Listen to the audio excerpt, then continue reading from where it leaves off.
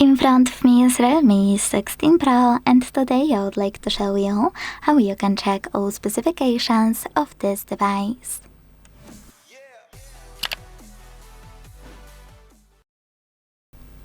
First of all, go into Play Store and download free app called DevCheck Device and System Info from Flarto Developer.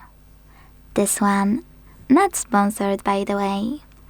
When your app is ready to go, open it, and thanks to it, learn all the information about your device's dashboard, hardware, system, battery, network, apps, camera, and even sensors. Quick tip, when you go into dashboard section, I always recommend to click on all of those sections here. Not only because you will see all the informations, but also because by tapping settings at the bottom right corner of each pop-up, you can transfer to this section in your settings instantly.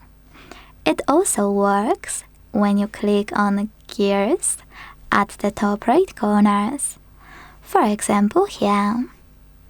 Thanks so much for watching. If you enjoyed this video, don't forget to leave a like, comment, and subscribe.